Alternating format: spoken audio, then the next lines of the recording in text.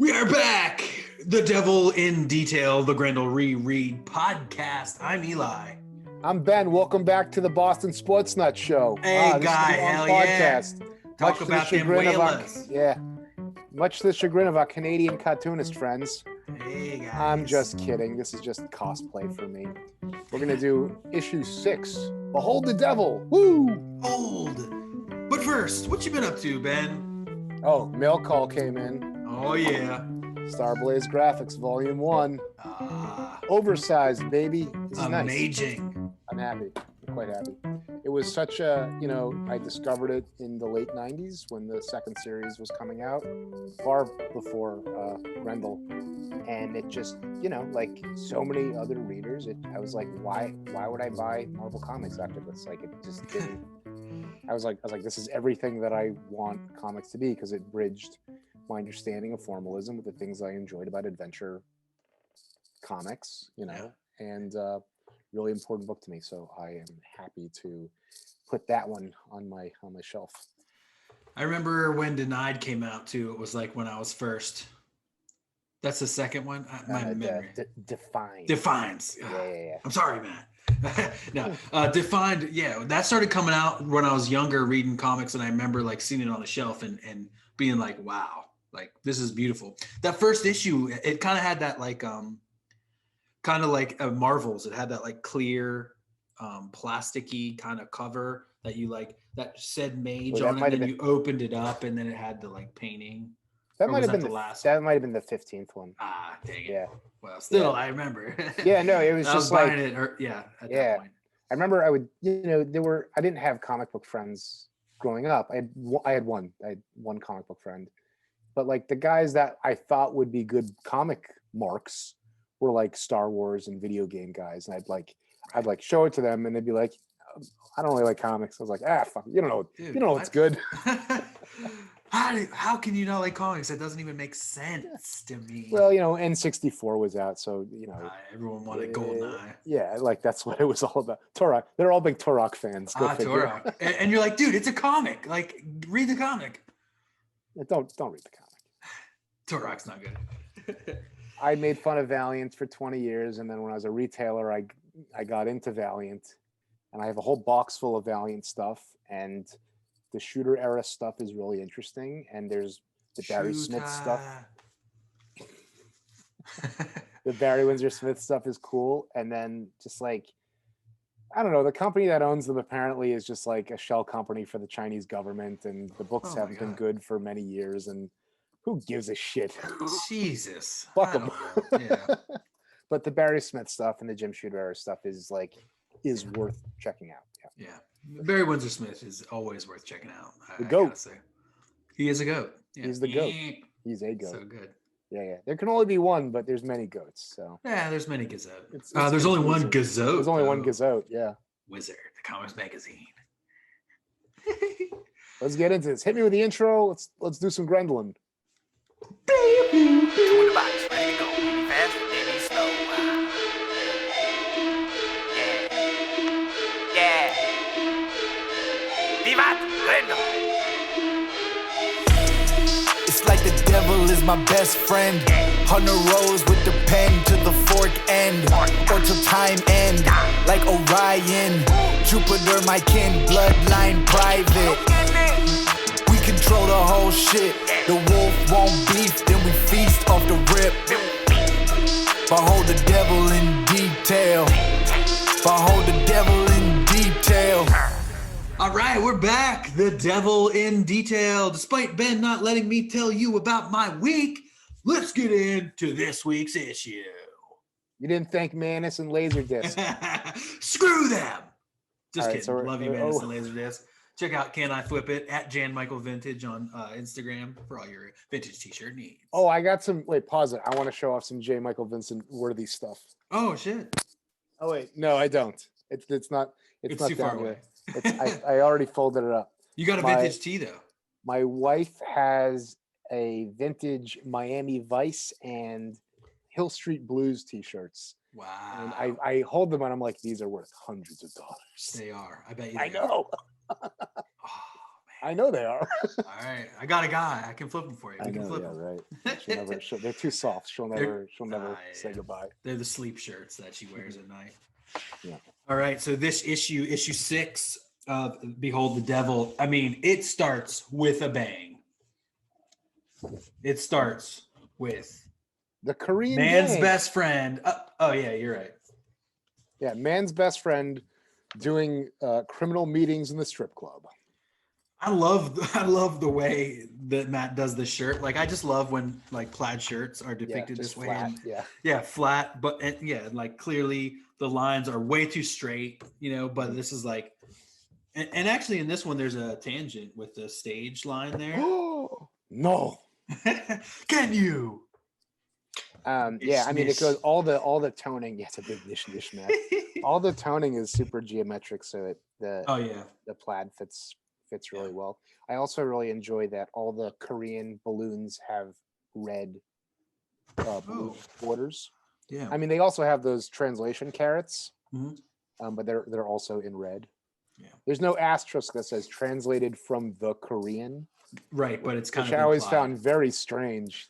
Yeah, I mean Who do you it's think- implied.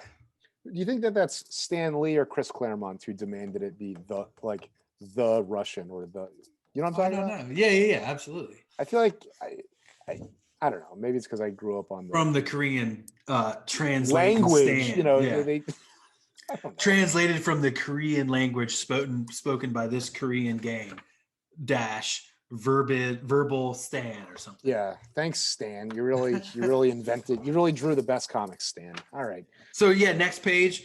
The four winds come in. May the four winds blow you safely home, and roll away the dew. Yeah, obviously a book written by a massive deadhead. No, he is not. No, I have asked him straight up. Matt is not a dead fan. Though, yeah, we've already talked about this anyway. So the four winds come in, and like we just heard from the Q rating is just like. Oh, The yeah, meter's it's going far down, fucking down, idiots. down. Edit again. Restart the app. All right.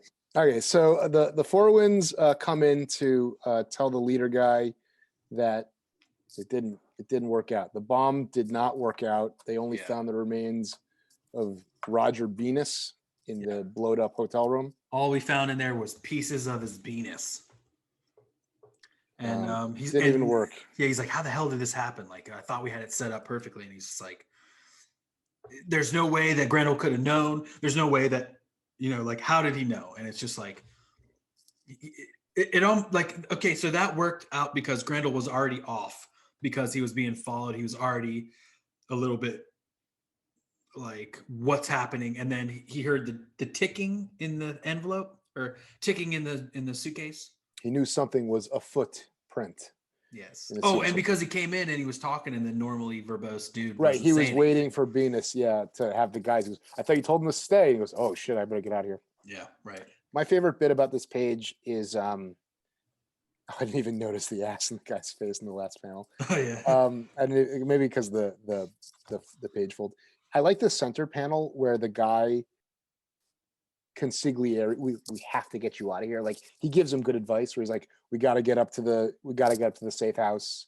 Like we have to protect you. I like that. It's like their loyalty is on display, and that he's like, yeah, I hate doing that, but like you're right. Yeah. And then we'll nail him later, the fucking prick. And then he flicks his cigarette at this poor stripper. Yeah. What? Come on. She flips him off. It's like, fuck you. I could never get the cigarette flick. Oh man, I can't destroy it. I almost started smoking as a kid just so I could do it. Like, cause in The Mask, like where he's like, and like, so that's what I always try to do. Yeah. Thanks, like, Jim Carrey. Yeah. Thanks, Jim. It was very embarrassing when I would. Yeah. It would just drip. Anyway, so they get out there. We're gonna hole up, and we'll get this guy, and then we've got a page from Christine. They want to carve his nuts off and feed him to him right through his goddamn mask. Oh, good. That wouldn't work. No, eat part of your mask too. Maybe there's a translation problem. I'm not sure. The thing from Christine here that I think is important is that there's no remains of these guys found on the scene. Right. They knew foreshadowing here. Right. So that's tied in. That supports the idea that magic is real. Not just green, but real, right? Okay. And I just love this skull and Grendel mask here. It's very similar to the cover here of The Art of Matt Wagner's Grendel. Yeah. Oh yeah. Super. And I mean, that's a motif that comes in a few times in Behold the Devil. Yeah. Yeah. More. Sorry, and in Devil by the Deed. There's that piece that I grabbed out too for our Instagram photo. More work by Secret Deadhead, Matt Wagner. I know, this is so daddy. It's just like Skull and Roses.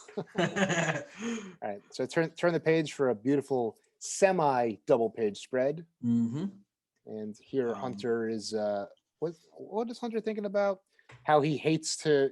Oh, I know what he's talking about. I know. Oh yeah, he's being hunted. He himself, the hunter, is being hunted and followed. Right. And you know, if Toro's diagnosis is correct, I have my own actions to blame. So like my own actions are causing this thing that is now like completely throwing off my game. Right. I don't feel remorse. I'm a psychopath. I don't feel remorse, but I think the feeling I'm feeling is closest described as guilt, but it's really just the guilt of my horrible actions have brought upon a demon who is stalking me, and that makes me feel bad.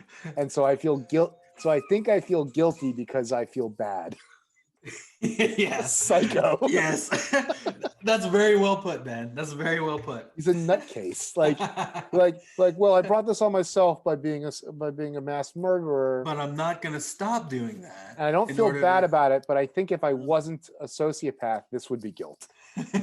Okay. And I'll just stare out my huge pane windows now. And oh yeah, and another detail is him putting his journals into this safe again, which is where they're kept safe, the safe behind the aquarium. Oh yeah, you think? Damn, Matt, we just need one more panel of these aquariums moving, and that would like. Is that the number one? Is that our number one mystery of the Grendel cycle? How did he get the glass cycle? Yeah. Seamless glass. Yeah. How do those? Where are the fish? No, the number one mystery is what happened to the babysitter. Right. I think. Right. The action. Yeah, we need a story on that. All right, let's write it. Yeah, cool. Time to deal with these Korean thorns first. Do you ever think that like he's like, I love these windows. My vagary office needs the same windows. These arched Art Deco windows. Yeah. Well, he only does business above the 50th floor, and so once you get above the 50th floor, these kind of Gothic windows. Okay, so I'm sorry. No, go ahead. I was talking about something else because I'm sure that the windows is just a stupid coincidence. Yeah. These books on his shelf are not the journals. Do you think they're like the leather-bound editions of his own works? Yeah, he just has it's like 10 copies of every book. Like the Doctor in some what about Bob? How he's just got he's got the whole bookshelf of his own book, and he goes like, this one. But it's all the same book. Yeah. That's very funny. Dr. Well, Margaret. there's that page. There's the Christine spread in issue 1, where she's got presumably his journals. Yeah, I mean, and I'm sure he has a robust library as well. Yeah, of course. I mean, this so well read. Yeah, this is just headcanon. So this I'm not gonna write. Dude, I read such a long Twitter thread about the books in Captain Picard's not his house. What do they call it? In his quarters today. Yeah. This dude was following the books in his quarters throughout the whole series. Mm-hmm. Wow, that's what it makes me think of. Twitter, man, you crazy. Yeah, the great discourse of Twitter. Yeah, so these are either his books or the canon or his custom bound comics. Yeah, exactly. Yes, yeah, he does bind his own comics. Yeah, he loves Mage too. It's one of his favorite comics. There you go. We're gonna turn the page for a Lucas spread. Mm-hmm. Enter into a page of Lucas Liz. This is at the Dakota Apartments, right? Which is where Hunter lives, and also where John Lennon lives. Oh, is that where Lennon lived? Yeah, that's where he was. So theoretically, Hunter and Lennon are living here at the same time. No, but they're living together. So there could have been a time where Hunter ran into John Lennon in the elevator. That's fucking crazy. Yeah, man. Good thing you're such a music hound that you had that trivia out. I was just gonna say that, like, that's like a New York thing. Trey lives there now too. No kidding. That's different, yeah. But Trey is Hunter. That's the real. That would he be the faked real his own twist. death and became the guitarist of Fish. 83 is right around when they started. It's very funny that Hunter is this like sterile Patrick Bateman guy instead of posing as like a hippie guru guy. Yeah. That would really throw That'd people off. yeah. You know, Lucas would never crack that one if it was Trey Anastasio. No. that'd be another funny like throwback. He gets sent back into the past and he crosses over with like Mr. Natural or something. Grendel, Mr. Natural. My favorite thing about Vitaly Proschek is that Matt's phonetic scripting is just a few added Z's and V's, and it's really easy to get the Russian into his balloons. Das ist it. Right. And then he's just like, this interview is fucking over. Get out of my, like, there's no information we had. Like, like previously Lucas was like doing his stakeout stuff. And like this guy was, and it was a dead end. He's like, well, I might as well just ask the doorman. He's like, get the fuck out of here. Well, yeah. Well, and storytelling wise, this kind of presents to us that here's Lucas hitting a wall. Because previously there was clues that we could glean from each one of these things. But now as he's getting closer, people are being more cagey and he's not able to get any of that deep info that he's trying to get. The only people he hasn't asked is the hardcore groupie book club circle. Yeah, exactly. And you know that as soon as the questioning got too intimate, that the guys would they have a contact with Hunter. Or they don't. Actually, they don't. Yeah. Because he would never have any kind of fan relations, you know. No. He's not at the local Borders doing a couple reading a chapter and taking a Q&A. He has nothing but disdain for them. Yeah. Do you think he does signings? Like, does he do book signings and He stuff? fucking hates them. Well, there is actually, what's the thing with the Chanticleer Tears? I think that there is an appearance. That's in the bookstore where it's like appearing, or let's see if we can find it real quick. Yeah. Chanticleer Tears. No, it's just a promotional photo. He's not going to show up at this bookstore. No, he's not making public appearances other than at high society parties. All he's going to do is give them a photo of a bust photo of himself. Right. Like, you can just imagine I'm here. Just He use has nothing but disdain for his rabid fans. Then we go to Lucas, who's walking up a bunch of stairs, going up to Liz's 4th floor walk up. No, this is his seat. Oh yeah, you're right. Building. Yeah. This is his crappy place. Mm-hmm. He's opening his door. You can still smoke in the hallways of these places, and he goes in, and there's Liz. And she's like, I thought we just hung out at my place because your place was a shitty bachelor pad, but it seems like you got something else going on. Yeah, not only is it a shitty bachelor pad, but you're hiding how your surveillance shit. Mm-hmm. And he plays dumb. He says, well, I got all this. It's like the radar gun that hooks up, which that must be a real thing. But to me, when I see it's a real thing. Yeah. I just think of like a toy, that you would like get in, spy gear from back in the day. Yeah, sure. Yeah, exactly. We had that. Yeah. So this other guy, Jake Myers, needed it, and believe me, I'm fine. And like that divide is a bridge too far. He's like, so you want to bang? And she's like, I'll call you tomorrow. Yeah. So what did she even come there for? Maybe she came there for a bang, but then was kind of off put by all this spy gear. I think that she's off put by it, and she's not getting a straight answer, and so she's sensing the divide, and it's reflecting back to her that he's doing her job better than she is, right? Or that she's also in the same position where she won't, like, because they're not being open with each other about their jobs, that it's causing distance in their relationship. Yeah, of course, yeah, and there is probably a healthy competition aspect of it all, and for her to maybe feel like, oh, I'm a little bit behind. Maybe I'll just go and get some work done. Yeah, if only they could be, they share themselves with each other. If only they weren't in the jobs that they're in, they could be happy or whatever. Who's to say? No one in a world that worships hate, no one can be happy. We had a real crazy week yesterday, and you and I were sort of messaging each other live. as the MSNBC footage of the security guard on the Capitol stairs was getting pushed back by the protesters. Right. And it was scary. And it was really like the spirit of aggression, you know, as this cycle spreads into the zeitgeist and beyond individuals, we're going to be drawing a lot of parallels into a very scary reality that we inhabit. Agreed. Yeah. But enough about that. Wow. Yeah. We flash over to the safe house in Brooklyn. They're playing cards. Looks like poker.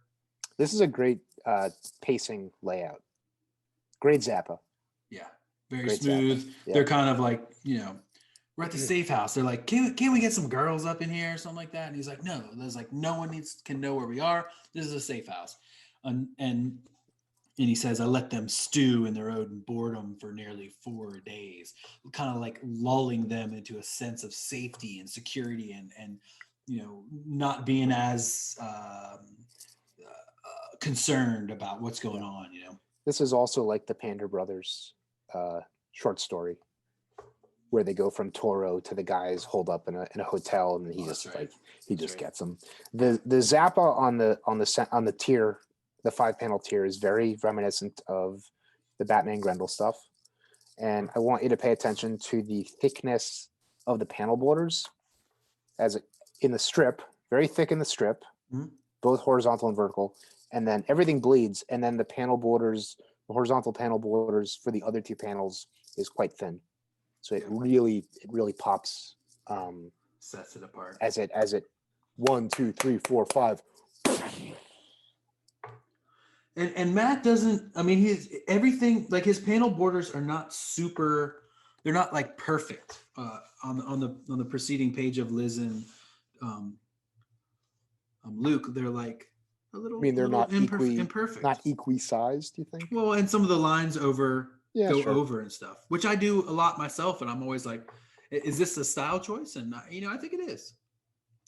Yeah, I think it's like, just don't get too caught up on it. It could be cleaned up in the omnibus, honestly. On the panel. It's more in the panel border on the table with all the stuff. When Liz is like, look at this stuff. Listening device, bottom right corner. Is it overage? Is there an overage? Yeah. Okay. Yeah, that's all there. All right. Well, Cool. the other thing is that that's a style choice. Yeah, well, it's like, why get caught up in that? Exactly. Yeah. I do have a few things to say on this subject. One is that when you shrink things down, it gets tighter, right? Because little things are harder to see and whatever. And also, like, when it comes to the standard gutter sizes, I want things to be really standardized. So the book that I'm doing now, the standard gutter size is the same distance from the trim to the safe area. Mm-hmm. So everything is, you know, whatever X sized, and then I'll play with that. To me, those kinds of considerations are not things that I see. That Zappa is not something that you see in like mainstream books. I think layout choices are all over the place. It's like, hey, this will look cool, or, you know, the money shot will be like this, so I can sell the page for, you know, I can sell the page afterwards. But when I look at manga, the gutter sizes are just so willy-nilly, it drives me crazy from panel to panel. It's like sometimes thin, sometimes none, sometimes thick, and it's like, but for what reason? And, you know, but when you look at manga, you know, masterful manga, Otomo, Lone Wolf and Cub, the good stuff, Yoshihiro Tatsumi, where these guys are really using the form instead of like commercial stuff. It's like, oh, these guys like know what the fuck they're doing, like big time. You know, it's another level. Anyway, I'm crazy. Yeah. Anyway, the point is, I'm crazy. Right, which we like. Which we like. It helps with the podcast. When I was mentored by Klaus Janson as a college student, and I would talk to him like in real life. Oh, you guys talked IRL. Yeah. When I was a Marvel intern, and I said the right thing at the right time, which was, I'm reading your book and it's helping me a lot. And it's all right, come by and show me what you got. And I did that for a while. And you've asked me like, what did you take away from that? And when you asked me that point blank, I was like, it was like 15 years ago. Like, I don't really remember everything. But what I do recall is that a lot of the conversations were about these formal design choices as they related to storytelling. And I was really into that. I was really into making sure that if I wanted like the transition between one moment to the next to be longer, that I would use X millimeters instead of 2X millimeters in the gutter. And I would say, but does anyone like care? And the response, this is what I really recall, was like, whether or not people understand the meaning of these formal design choices, the effect is like body language. And people will, whether it's through osmosis or subconsciously, like people will pick up on certain choices, you know, as pertains to that stuff. So that's my story. Nice. I don't know if you had told me that you hung out and you spoke with Klaus Janson all the time. Have you told me that before? All the time 15 years ago. Yeah, sure. Well, still though. I mean, it's probably one of those things where like you assimilated things and you don't remember because now they're like second nature to you. Yeah. So like you do incorporate these things in your designs, but it's almost like unconscious. Maybe. I mean, the stuff that I do is much different from, like, I am not a late Bronze Age Marvel style cartoonist. Right. But there's stuff from that era that is important to me. Yeah, I agree. So whatever. Well, we're going right in here to a huge shaboom. Yeah. I'm going to look at this nice bleed down. Yeah. I really enjoy the white contoured silhouette guy in the back. Oh, yeah. He's like behind the flashbang. Yeah. He's really cool. And the Prismacolor shading on the clouds. Mm-hmm. Yeah, for sure. So good. Great movement. So this is a bomb. This Grendel sets off a bomb, jumps down in here. Next page. Honestly, I exclaimed loudly, even though I was reading by myself. I was like, damn, you know, like this vision of Grendel on this page, how he looks larger than life, huge, you know, almost not celestial. What's the word I'm thinking of? Like looming. Yeah. Oh my gosh. Like amazingly done here. He looks larger than life, and he's just like, I mean, he just comes in like, you know, that's that. Okay, what does he say? Like, these wise guys, even the Korean variety, are just so predictable. He jumps in, and then we get this great page of like the leader and the four winds, and they're all kind of like roughed up. And then the next page is like, you know, some Ninja Turtle shit where they're just like, like, you know, all the weapons and all in red, and it's just like, we're ready. We got a mace, we got guns, we got a knife, I mean, it's straight up Wolverine claws. Like, yeah. Although it's like depicted differently below, like where he's holding a thing and then it's kind of like connected. It's got the casings. It's got the glove casings. Right. In the top red, it is Wolverine's hands, like no doubt. Like, and that's probably like a little joke. This high angle shot of him standing in the circle is the top of the table. Very subtle motify as the circle magic follows through. Really cool. And so, and now the winds are like, blow, mighty winds, blow. We are four against one. None can withstand the power of the winds. That's kind of like their, by your powers combined, I am Captain Planet. The one thing that kind of doesn't make sense is like, one guy's got guns. Yeah. What? Well, it's gun fu, like equilibrium. Okay. I mean, I think it would be easier to swallow if he didn't have the armpit holsters. Oh yeah, because this guy is like, he's not a ninja. He's not using ninja weapons. What would make more sense, and not to, you know, second guess you, man. Oh my God! It would make sense for the leader to have the guns and one of the four winds to have like these ninja weapons. He's a big Wolverine fan, so. What'd you? Oh my God! There, what are you gonna say? That you're dissing the master. Naysay master. God damn. Sorry. Next page is humongous, though. He just first move is he slices the dude's hands right off, holding these little knives, and then he cuts one of the mace down. He chanks some stuff. He chunks some stuff. He cuts some people up. The gray. Look at the gray frame. Mhm. It's got the two tones. It's got the 60 and the 40 Right. and the white. Super cool. And then you'll note that he's got something, part of Toro's trinkets are wrapped on the butt of his Oh yeah, fork. yeah, yeah. So There you cool. go. Very cool. And then he catches the katana in the fork. That's right. Yeah. The last Very thing, cool. he tangs that katana. He gets some shots blasted, narrowly averts them. They go right into the next guy. As he snaps, he twists his fork and snaps the katana right in half. He shings that piece of katana into the other dude's neck. And then he cuts off some mace pieces. I am the East Wind. Feel my fury, motherfucker. And he's just like, nah, dude. We see the action. Are you ready to turn? From this beautiful Mondrian God, it's so spread. good. So I think- action packed. It's like, I think that the thing that I like here, I really like when he throws the sword blade at the guy. yeah, Because like we've seen, we talk a lot about how like there's a little bit of repetition in the Grendeling, but here we really see a way to kind of make it fresh and exciting. Oh damn, you know, yeah, like, really oh, cool. okay. That's like kind of like a lacrosse throw. Yeah. That's what I was thinking. Yeah. Oh man. For all you sports nuts out there, Yeah. all you flying fans of the Sportsnet Boston guys. Blazers, yeah. What a Son of sports dude. nut. Oh man. And then we turn the page and we see this classic samurai thing where he's just like, oh, and you So see it, and then disgusting. his head just turns into a hamburger with 2 buns and just 3 pieces of head Yeah. falls right down. And Grendel's like, The gutter work on that sequence, how it bleeds from the top, yeah, and then there's that nice beefy black around it, really kind of slows things down. And you know, at first it's like you said, classic samurai. It's the blood just seeping out from the cut, starts to show. and then by the end you just see his brains. Oh my god, yes. And then So look good.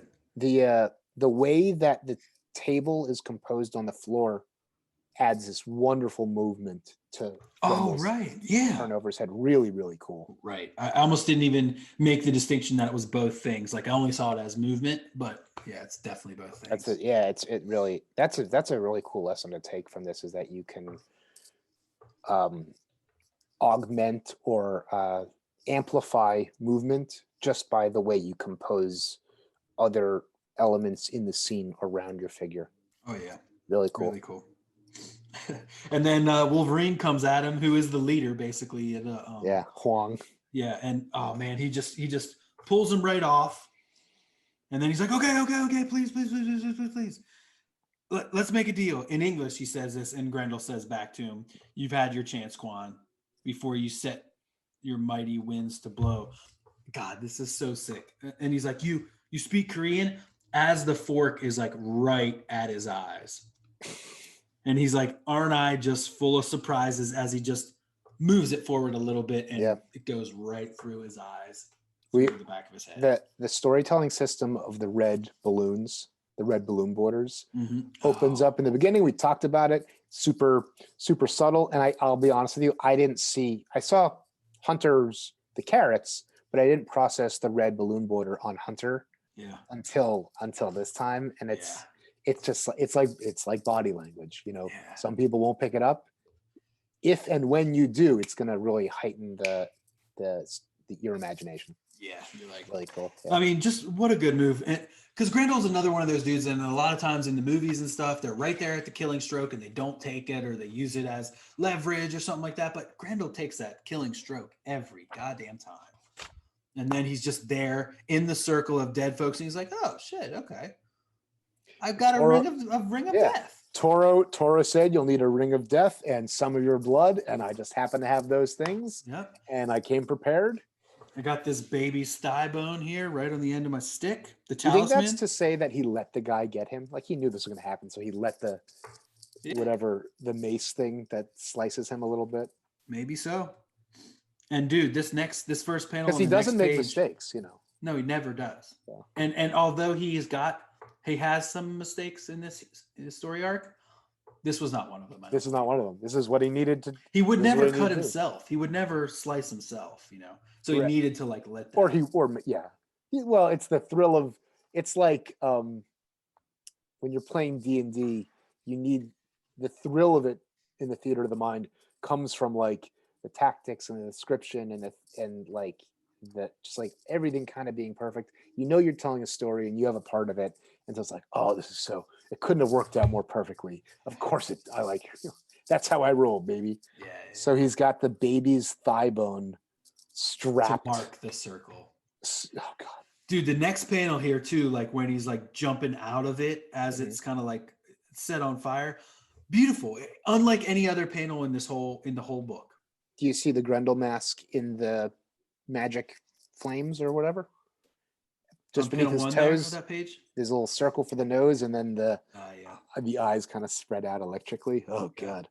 All right, so you mark it, Seals mark the it. potion. with the thing, and then the Mhm. potion seals it. All right, okay, and then oh my God, the room goes hellishly hot. And here's where the foreshadowing from the beginning, something not exactly fire consumes all the bodies and blood in a reeking sulfurous flash. So that gets rid of all the evidence of Quan and the Four Winds, Yeah, just like that's completely the- dead and gone. That's the Full Metal Alchemist transaction of the flesh for the whatever's about to Right, show up. yeah. And at last, turn the page, and Grendel will confront. Ah, son of a bitch, fucking cocksucker, son of a bitch, fucking My tormentor? This piece of shit? Yeah, he's got two pupil eyes. He's Yeah. got two like inside eyes. That is absolutely the design choice that I wanted to talk about. And they're not, they merge together. So it's like mutated. Oh, it's disgusting. And he I love does it. have those like lupine legs. He's got those legs much like Yeah, and they're kind of Arjun. webbed, Yeah. and his fingers are kind of webbed, and And he's he's got got these like web the, ears things and lobster claws. well, it's very like a nod to Etrigan, oh yeah. right? Yeah, the lobster claws are great. And it's very like magey. It's magey in that like I could see mage battling this type of creature as well.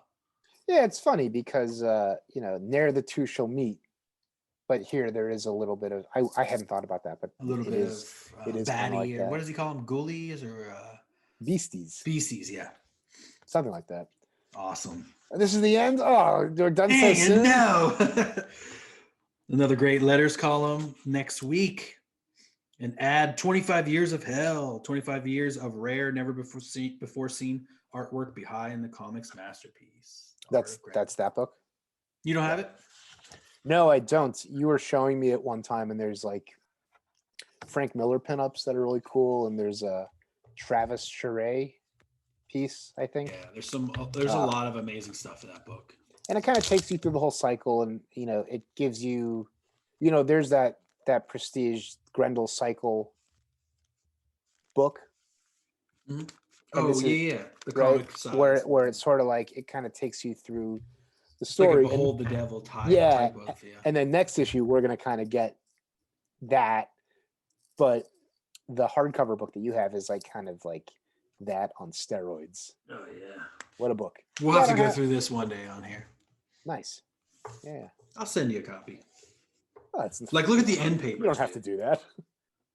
Oh, that's super cool. Very Epi's room. yeah. Epi's underground lair. Super cool. Yeah. Next week is our final Hunter Rose episode. Well, sad. 7 and 8 next week. Yeah, right. We'll double for up. recording. Yeah. That's kind of sad. I know, man. It went really fast Well, in for us. 35 weeks, oh, for the whole Hunter Rose The whole thing. Hunter You're thing. right. Yeah. Yeah, man. We'll definitely have to have a final thought episode, maybe, where we just kind of go through the Hunter Rose cycle and everything. Really, Well, that's why this story is so good at bookending all of it. absolutely. Gosh, great stuff. Behold the Devil, Ben. Another week of Gremlin. This is Vivat. yeah, what a masterpiece. Vivat Grendel. Keep on Gremlin.